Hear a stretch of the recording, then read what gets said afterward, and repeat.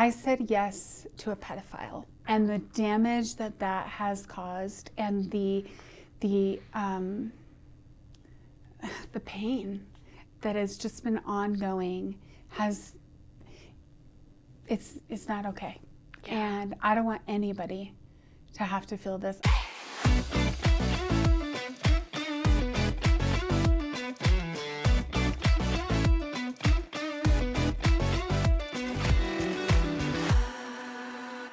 Welcome back to Talking with Teri TV. After 40 years, Lori Poland has continued to share her story of survival of a high-profile kidnapping and sexual assault case that took place at the age of 3. The impact of her severe trauma will never go away, but Lori's healing doesn't live in silence. It lives within her voice. So excited to have her here today. She's the executive director and co-founder of the National Foundation to End Child Abuse and Neglect. Welcome. Thank you. It's good to be here. I am so excited. We've known each other for some time now. We have. You were a professional coach when I was doing private practice. Yes, I remember that was a long time ago. That was a long time ago. A long time ago. So, yeah. But I wanted to bring you on because I think this topic is so important. And here it is, 40 years later. It's been a while. Yeah, and you're continuing to do work. So for those that do not know what happened, can you give us the backstory here? Sure, of course. So in 1983, I was playing in my front yard, and it was a hot summer day, August, and a car drove up at like 12:30 in the afternoon, and he opened the passenger door and asked if I liked candy. And like any sugar-loving 3-year-old, I said yes. We quickly negotiated, and I hopped in the car, and before you know it, I was gone. And so all of that happened. Gives me like chills. Chills. Yeah. Like, as for any parents out there listening to this, it's like biggest the fear. Worst possible fear that I think most parents have, like just seconds. And like that's the issue, right? Is that even first it's broad daylight. Second, there were a lot of witnesses. Third, where he took me was so unknown, right? Like the minute you get to the end of the street and you have 3 options, you go, right? And so it was a bit of a manhunt after that. He took me, so where I went, is we went up to the mountains, and he found an old abandoned outhouse, and he abused me and did what pedophiles do. And then when he was done, he dropped me 15 feet below ground in an outhouse toilet. 15 feet? Mm-hmm. Yeah. And then left me, and 4 days later, birdwatchers happened to be driving by the facilities and needed to go to the restroom, and then they heard a cry, and and they looked around, and eventually they looked down and they said, "What are you doing here?" And I said, "I live here." And so that's what happened to me. And then here in town, was like this just the worst dream and the worst nightmare for community, for my family, for really for a lot of people. And during that time, like that was the time of Patty Hearst and Jacob McKnight and, some of the other bigger abductions that had happened. And so it just was it was kind of like a scary time in society. And so anybody local here in Denver, every time I've ever met a local person, they're typically telling me their experience and where they were and what they were doing and how it impacted them and how it changed their play, it changed their environment, it changed the way that they lived in the world after that. And even I was like a couple years old when it happened, and I was in Kansas, and I remember again it made national news, and even our producer Mary had she was a little bit older, and she had a remembrance of what was happening in that time. It did have a huge ripple effect. Yeah. And internationally, I think it was one of the first stories where the media was used to help find me. And so like there's a photo, I call it my milk carton photo, because it is, like this is, have you seen this child? Have you seen this girl? And, having to endure something like that as a culture, I think it rocks you. It changes and shifts the way you look at things. And it was kind of the beginning of the stranger danger movement. Yeah. It was the beginning of not being able to play in your front yard. And at least for everybody I've ever known that remembers, whether they were here or in other states, it shifted the way that they, use facilities in the mountains or porta potties. And, it's just it aligns with so many things. But I think the biggest thing for me is recognizing that what happened to me wasn't, I was kind of the eye of the storm, but the experience also was a shared trauma with everybody else that endured it and that heard about it. Yeah, and you were so young at the time. You were 3 years old. Yep. And, memory, give or take, between 2.5, 3 years old is when memory comes, on board. So, I can imagine, because I think a lot of folks will say, well, you were so young. You shouldn't be impacted by this. That was a long time ago, or you don't have memory of it, or whatever. Right. And that's just simply not true. Yeah, I think... I know my parents definitely have said those words to me a number of times. And I think, for a lot of people, it's what we want. We want that for our children. Yeah. We don't for want sure. anybody to ever remember. If we could remember. just have a Men in Black, beep, you have no memory. Right. I'd be using it on myself. Seriously. Yeah. Ditto. I would probably use it on others too. I'm not going to lie. Oh, did I just say that wrong? Oh, rewind. Yeah. But see about getting one of those. Yeah, exactly. Where would I? Yeah. And so, I know for me, I have some photographic memories. Yeah. But really the things that impacted me the most was, that's the time in life when you're learning to go to the bathroom, and you're learning to talk, and you're learning safety, and you're learning who to trust. And all of those skills and all of the things that we pick up in early childhood that we don't remember. I don't remember anybody ever teaching me how to write or how to ride a bike or how to read or how to speak, right? So many things that we learn become ingrained and embedded into who we are, and we don't pause in when and if and how we use them later on. And when also little children, typically under the age of 8, when children have these major life disruptions, I call them attachment disruptions, they are more inclined, it changes their biochemistry, it changes the way they view the world, and you can't unlearn some information, right? So many of us remember the day we learned about Santa and how devastating that was, and we couldn't go back to believing, right? And so I try and parallel the learning and the educating of people with my experience, and not just me as though I'm trying to tell them, well, I have a right to feel what I feel, but for children in general, what happens matters, and it does change them, and it's our job as caretakers and community members and adults who every one of us has gone through childhood. It's our job to take care of and protect and nurture children. Sometimes we don't know. Sometimes children don't know. The average age of a woman sharing her abuse story is 52. That's a long time to either not remember or to hold in, kind of this awful experience. And when we hang on to things, they change us. They change our biochemistry. And even our brain development.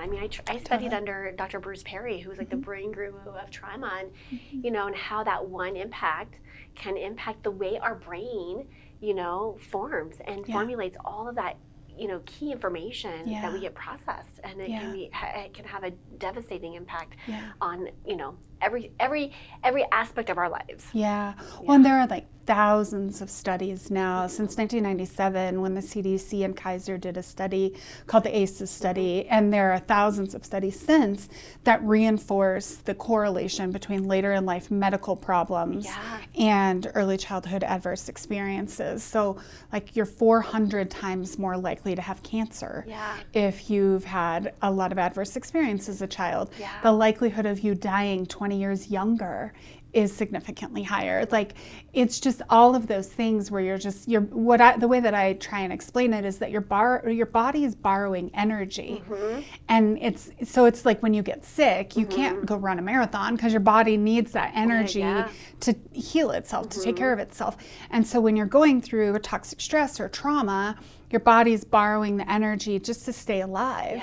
Because first, we're animals, and 95% of our brain is animalistic, and the primary goal for that part of our brain is survival. So it's, for me, it's been like a lifetime of trying to understand that first, and then to educate and inform, so that maybe we could just be a little more compassionate for our children and our adults. I think everybody has a story. It's what we do with those stories that makes a difference in the world. Hold that thought right there, because we're going to take a quick commercial break, and we'll be right back with Lori and just more of her story and what you're doing now. Great, thank you. I'm Jeffrey Bowling, owner and jewelry designer at Jeffrey B. Jewelers, Denver's #1 jewelry design studio. And the reason why we're #1 is because of our 3D custom jewelry design. We can show you what your piece is going to look like way before the end product. And this is going to give you the comfort of knowing you get exactly what you want. He took me over to the computer and we started drawing up exactly what I wanted. And I told my husband, I'm like, Jeffrey B is the person we're going to use.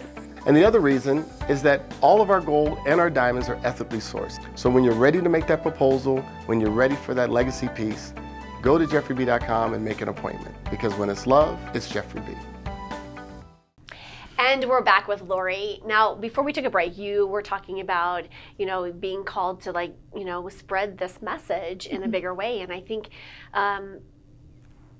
this is my personal opinion, is that, there are things that happen in our lives, and I think we can take a perspective of I'm going to actually use this to impact thousands or millions of people, right?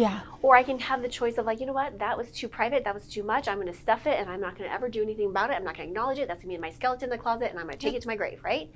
And so what I think you're doing is you're choosing the first one, which is let's spread the message, let's bring about awareness. And as you and I know, we both have therapy backgrounds, and the statistics are 1 in 3 girls will be sexually abused before their 18th birthday, and 1 in 5 or 1 in 6, depending on which research you read, boys will be sexually abused before their 18th birthday. And that's just the reported ones. I know. And if you do that math out of the whole world, that's 23.5% of our population. That is 2 billion people. And that's a lot of just people. The reported ones. Right. And as we've had people and that's just come, sexual abuse.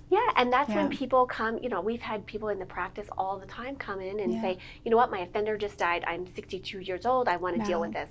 My so-and-so just died, and so it is a huge, and I've said this for years, this is the, epidemic, and what a powerful way for you to lead and continue leading and having an impact.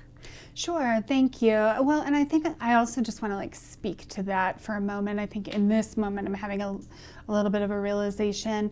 And lately I've been saying often that I didn't really have a choice. For a lot of survivors, they have an opportunity to come forward when they're ready, or talk about it when they're ready, or confront when they are ready. And I didn't ever have that choice privacy. In the matter. You didn't have any privacy in it. And I certainly had a number of years of being sexually abused by a group of boys in my neighborhood after my kidnapping. And I had forgotten about that until I was 15. And I've done a lot of work around that with a therapist. And at that time, when I realized it, telling was not an option. Calling it out was not an option. So I think that for me, what I really learned was that I don't want anybody to feel what I feel, even now, even last week, even a year ago. I know, I'm a badass. I kick ass in the world. I take names. Yay! Yeah, that's right. I change things. I exude compassion and love and healing. I am not afraid of conflict. I am not afraid of change.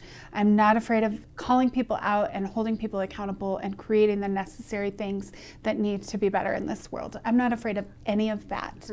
And I am as fragile as a bubble. And I have a tendency to see the best in the darkest of people. And so I tend to attract people who are broken and who need. Yeah. And it just leads to like a lifetime of I have to help.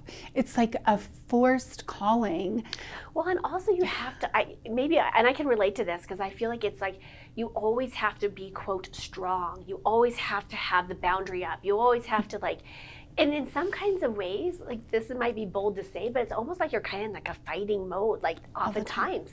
And sometimes it's exhausting. I was just having this conversation the other day and I'm like, someone says, well, you're strong, you'll get through this. And I'm like, but I'm tired of being strong. Like I'm tired of always powering through and doing the right thing and being the better person and taking the higher road. And like, it's and I'll keep doing that. It's exhausting. Yes, and we will keep doing it because but there's just some days that I'm tired of being strong. I just want to be weak. Like literally an hour and a half ago, I was in couples therapy with my husband and said those exact words. Like, I just want to be held. I feel like I hold up a lot of people, and sometimes I just would love to be nurtured. And I didn't really, my kidnapping traumatized my family system. And so, and in the 80s, there was not an awareness at all on vicarious trauma and or what a to do about trauma. It. Like my parents' trauma was their trauma. Like that is a trauma in and of itself. It's not part of mine. It's not shared. It's not vicarious. It's trauma. And my brother watching me get in that car as a 5-year-old. You know, the guilt that he had growing up, my parents always said, I couldn't imagine what it's like to be in your shadow. So then I felt bad for being a light. But, you know, I also felt bad that my brother was always in some like unspoken shadow, right? And like the guilt of always of being too bright or not bright, or you know, like it's just this dance, and that's just my story. And I'm only experiencing what I experienced, and then I hear millions. I've heard thousands and thousands and thousands of stories every week. I probably hear, I don't know, 20 to 50 new disclosures, and it breaks my heart for the world, and it gives me hope for the world, because 20 years ago, there wasn't that many. I had maybe 5 disclosures, you know, a week, if that. And so it's like, okay, I see the disclosures as change, as shift. And I think, gosh, if I'm suffering and I'm a badass, then I can only imagine what somebody who doesn't have that badassery has, right? Yeah. Or like, I can only imagine, you know, of keeping the secret, or if. And it takes so much energy and exhaustion to keep the secret, you know? Totally. Yeah. The toll that takes on your system, on your body, on your relationships, on your trust, on your like self-awareness, your self-belief, your confidence. Everything. All of it. Everything. Yeah. Yeah. So, you know, it's like, it's time. I think we live in a society, the younger generation, like younger than me, the younger generation, they're interested in talking, and they know to talk. They know to communicate. They know that there's like, it's not okay to keep secrets. And I hope that we've also moved into a world that's like better with conflict, and that it's okay to have differing opinions. It's okay to have differing beliefs, and it's not okay to harm other people. Right. And so we just get to do better. And I think we're stepping into that. I think the Me Too movement was a good starting point for that. I think the Time's Up initiative was. I think that the Girl Scouts. I think the Boy Scouts. I think that the athletic schools. I have a question for you. Have you seen Sound of Freedom? Oh, yeah. Like, 3 times. It's so good. But there's a cautionary, like it is. Yeah. There's nothing it's done really well. Yeah, it's done really well. And you and I know that that's a different element of it. Yep. It's still abuse, and it's still and taking also it. very common. Very common, and it's very common. But the beautiful thing about that movie is, I think the last time I heard it was like had reached millions of people, which to me means millions of people now know are just a little more awake. They're a little bit more awake, and they're a little bit more aware of what's happening. And so, I think that as more and more people become, because it was such a dark, secret, now it's starting to come out into the light. And I think we can make bigger, it's already had a huge impact of how many children have been able to be rescued as a result of that movie. And it's such a beautiful thing.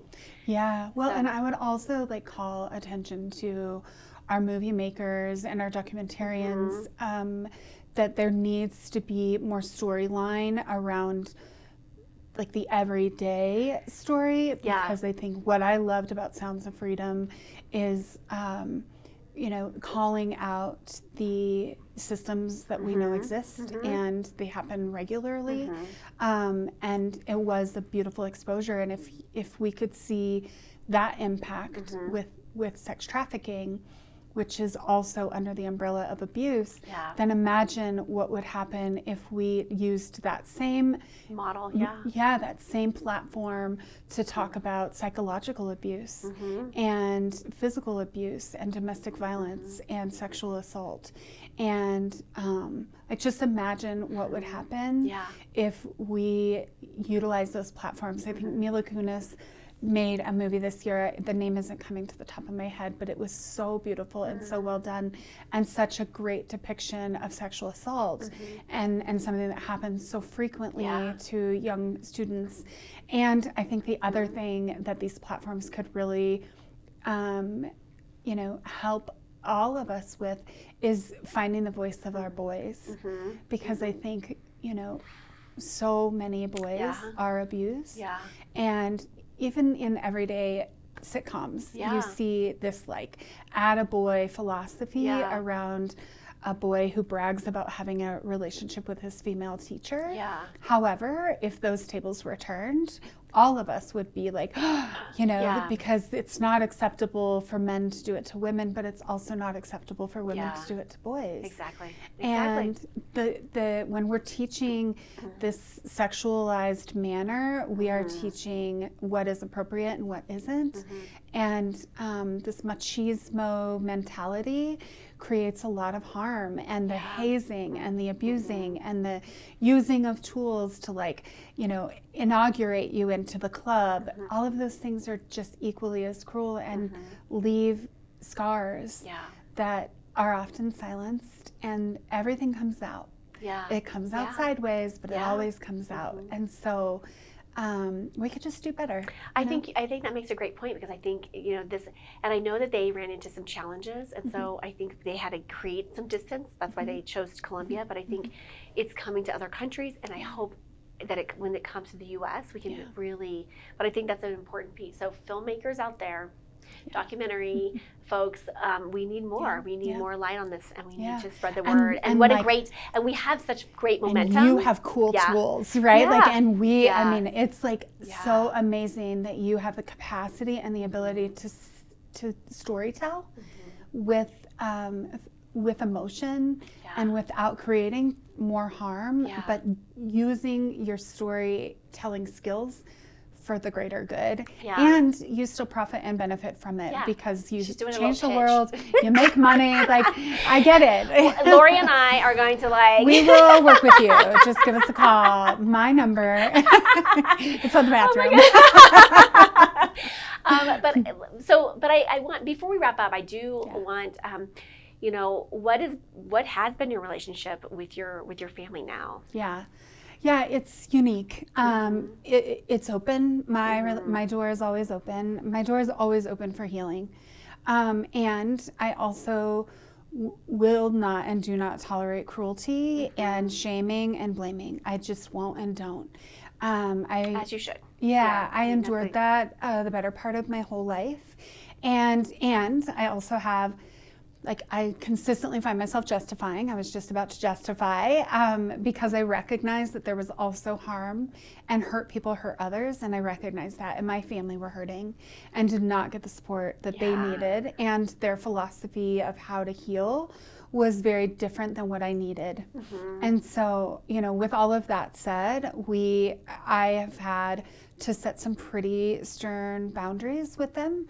The rage, the threats, the anger, the harassment has been astronomical and hard for me to comprehend. Yeah, because you're sharing the story? Yeah, it really all started. So I opened the National Foundation to End Child Abuse and Neglect in 2018 with the doctor that was a part of the forensic interviewing team for me after my kidnapping. And he was the dean at CU Med School for 25 years and has always been really passionate about ending child abuse. And as the dean of the med school, he saw all of these other medical issues become improved. So he watched juvenile diabetes completely shift its whole philosophy, and so many children stop dying from diabetes or leukemia or breast cancer. I mean, like 25 years ago, you couldn't get a mammogram unless you had a lump, right? There was not prevention. There was not education on how to do self-exams. And all of those things happened because there were national organizations raising awareness, raising dollars, and bringing together community, and then investing those dollars into researchers and advocacy agencies and prevention organizations and education organizations to help teach all of us how to do it better, right? And so he saw all of that, and he asked me if I would help him do that for child abuse. And at the time, I was like, I can't say no to this guy, and so I said yes. Yeah. And we went on the Today Show together in 2018, and that was kind of the beginning of the end with my family. Oh. And I wouldn't necessarily say the beginning of the end. It was always hard, but they really didn't like that. And for them, they think that I'm making millions of dollars, which would be nice. And that I'm getting like all this fame, which I would trade in. Well, on talking about Teri TV. Here I am, right? I would trade in this. I would trade it for anything in the world. Yeah. And I said yes to a pedophile, and the damage that has caused, and the pain that has just been ongoing it's not okay. Yeah. And I don't want anybody to have to feel this. I don't want my children to ever feel what I feel because they said something. Yeah. And I feel like my family are angry because I keep saying something, and it's my job to do right by my kids. Yeah.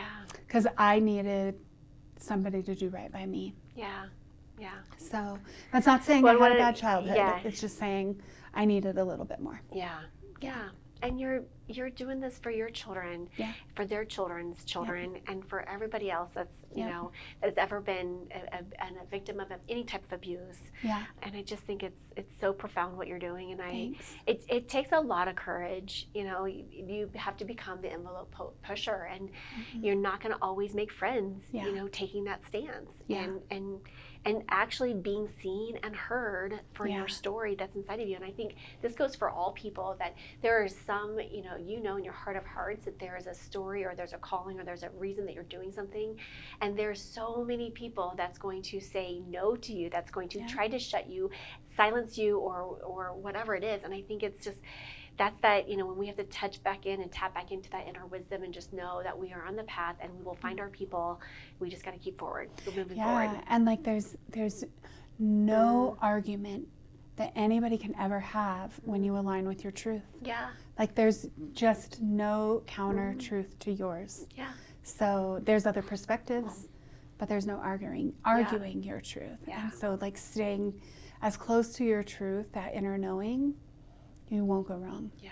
That's a beautiful way to end. And oh my goodness, we could have like a series. Yeah, we'll be here all day. Lori and Teri Documentarians. series. We Yes, are here. we're doing something. We should do something. It's Lori Poland at. but please do. Please, where can people connect with you at? Yeah, so I am at loripoland.net, and then I'm also at endcan.org.